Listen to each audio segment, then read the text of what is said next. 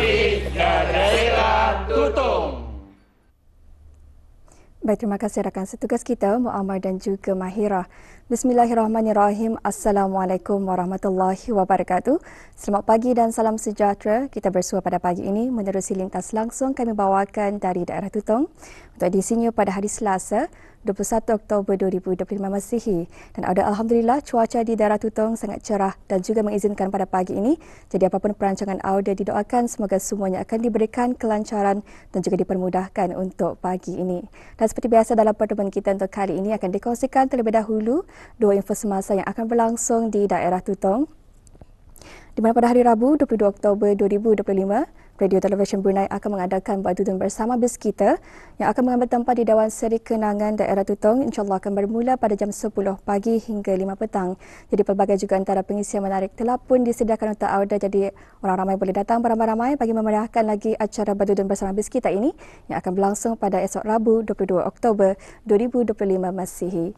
Dan makluman yang seterusnya audio pada hari Rabu 22 Oktober 2025 akan diadakan program dakwah melalui Tadabbur Al-Quran dan Al-Hadis di masjid-masjid terpilih di negara Brunei Darussalam, sesi khas sempena Majlis Convocation ke-15 Kolej Universiti Perguruan Agama Seri Begawan yang akan mengambil tempat di Masjid Kampung Lombok Pulau daerah Tutong. InsyaAllah akan bermula pada jam 6.30 petang selepas solat fardu maghrib. Dan itulah antara dua makluman yang boleh kami kongsikan bersama untuk hari ini.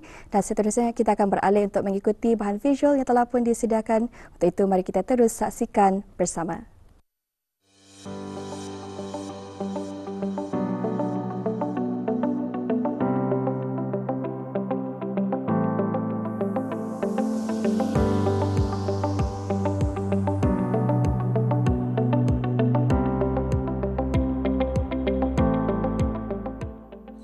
Bismillahirrahmanirrahim. Assalamualaikum warahmatullahi wabarakatuh. Ada penonton, ketika ini saya berada di Universiti Islam Sultan Syarif Ali Yunisa Kampus Sinaut bagi melihat secara lebih dekat akan konsep pertanian bandar ataupun urban farming yang diungkapkan oleh mereka. Di sini kita akan melihat pelbagai jenis tanaman dan juga kaedah penanaman yang diungkapkan oleh mereka hasil daripada penyelidikan yang mereka laksanakan. Dan menerusi pakej program kali ini akan kita melihat secara lebih dekat urban farming ataupun kaedah pertanian bandar. Untuk itu teruskan kepada bersama saya.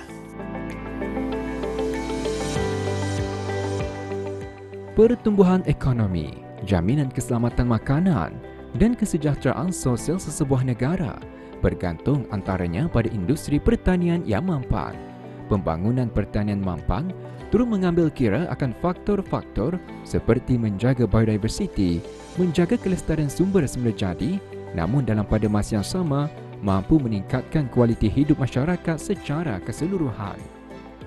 Oleh itu, untuk menuju ke arah pertanian mampan memerlukan pendekatan yang holistik dan bersepadu yang merangkumi inovasi dalam pengurusan tenaga boleh diperbaharui serta penerapan prinsip-prinsip ekosistem yang seimbang. Inisiatif yang diambil oleh para penyelidik dan mahasiswa-mahasiswi Fakulti Pertanian Universiti Islam Sultan Syarif Ali Yunisa melalui model pertanian bandar di kawasan kampus berkenaan adalah sebagai salah satu cara untuk mencipta satu sistem pertanian yang lebih responsif dan adaptif kepada apa jua keadaan, di samping merupakan pendekatan baharu buat para petani masa kini. Pertanian bandar merujuk kepada penanaman di kawasan terhad dengan penggunaan teknik moden dan bahan kitar semula seperti baja organik daripada najis ayam. Ianya berbeza daripada pertanian tradisional yang lazimnya dijalankan di kawasan luas luar bandar dengan kebergantungan pada tanah subur semula jadi dan input konvensional. Jadi di Fakulti Pertanian Yunisa ini, model pertanian bandar ini dilaksanakan bagi memanfaatkan semula green spaces secara mampan dan berkesan, sekaligus menyokong serta memudahkan aktiviti pengajaran dan pembelajaran, penyelidikan dan inovasi di samping perkhidmatan khidmat pengembangan kepada komuniti petani. Matlamat utama projek pertanian bandar ini diadakan untuk menyokong usaha mencapai sara diri beras secara mampan dan juga menggalakkan konsep tanam apa yang anda makan dan meningkatkan juga kesuburan tanah serta membuktikan keberkesanan sistem ini untuk diaplikasikan di peringkat komuniti dan di luar bandar. Dengan meningkatkan kesedaran tentang asal-usul makanan dan amalan pertanian lestari, pertanian bandar turut memainkan peranan dalam menggalakkan pengurusan sumber secara lebih bijaksana. Amalan ini bukan sahaja mengurangkan sisa melalui penggunaan semula bahan organik dalam bentuk kompos, tetapi juga meningkatkan kualiti alam sekitar dengan memperbanyakkan ruang hijau yang membantu menyerap karbon dioksida dan mengurangkan pencemaran udara.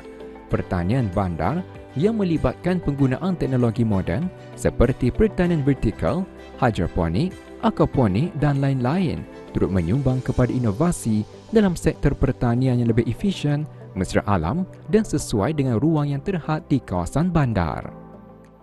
Alhamdulillah, pada masa ini Fakulti Pertanian mengungkayahkan pelbagai jenis tanaman termasuk padi sambada, nanas, terung, bendi dan juga beberapa herba tempatan.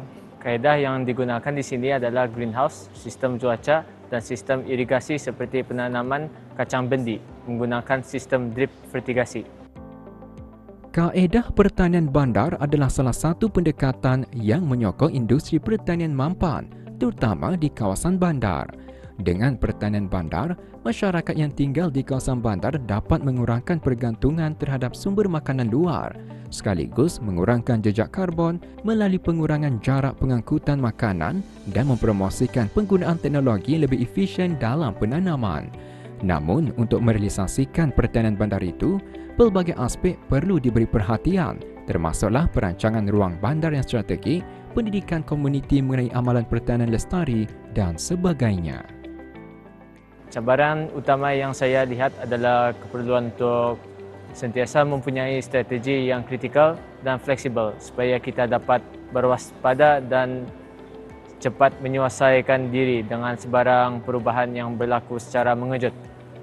Sebagai pelajar universiti, saya juga faham bahawa perubahan dalam bidang pertanian bandar seperti cuaca, teknologi dan sumber daya boleh memberi impak besar. Oleh itu, selain merangka strategi, penting juga untuk sentiasa mengemas kini pengetahuan dan kemahiran melalui kajian dan latihan praktikal supaya dapat menghadapi cabaran dengan lebih berkesan. Selain itu, kerjasama antara pelajar, pensyarah dan komuniti juga sangat penting untuk mencari penyelesaian inovatif yang relevan dan lestari. Teknologi yang digunakan termasuk sistem stesen cuaca yang mampu mengesan perubahan cuaca secara otomatik bagi memudahkan pengurusan ladang yang lebih cekap dan berkesan. Selain itu, makmal analisis turut menggunakan peralatan yang canggih, iaitu robust dan sophisticated untuk memantau serta meningkatkan kualiti dan kesuburan tanah, menilai kesihatan tanaman serta mengenal pasti serangga perosak dan penyakit dengan tepat. Pendekatan tanam apa yang anda makan digalakkan untuk memastikan keberlanjutan sumber makanan sekaligus membuktikan keberkesanan sistem ini untuk diaplikasi di peringkat komuniti dan luar bandar. Pertanian bandar berpotensi besar untuk menjadi pemangkin kepada pembangunan industri pertanian yang lebih mampan selari dengan keselamatan makanan, kelestarian alam sekitar dan pembangunan komuniti bandar. Selain ia turut menyokong aspirasi negara untuk memastikan kecukupan keluaran produk tani untuk negara. Selain itu, menyokong matlamat pembangunan mampan SDGs 2, 11, 12 dan 13. Dengan pendekatan yang lestari dan berskala komuniti, pertanian bandar bukan sahaja menyediakan sumber makanan segar kepada penduduk, tetapi turut memainkan peranan penting dalam memperkukuh sistem pertanian masa hadapan yang lebih mampan, adil dan inklusif. Ya, penonton, dengan kaedah penanaman yang lestari dan juga penyelidikan yang dilaksanakan oleh Fakulti Pertanian mahupun Pusat Pendidikan Halalan Thaiban di Kampus Sinaut UNISA ini, kita harapkan hasil yang akan ditemui ataupun hasil yang akan dikeluarkan nanti adalah satu perkara yang dapat membantu negara Brunei Darussalam dalam meningkatkan lagi keluaran pertanian negara. Dan kita harapkan juga kepada audio penonton agar dapatlah menimba serba sedikit ilmu melalui pertemuan kita pada kali ini. Sekian penonton, Assalamualaikum warahmatullahi wabarakatuh. Jumpa lagi.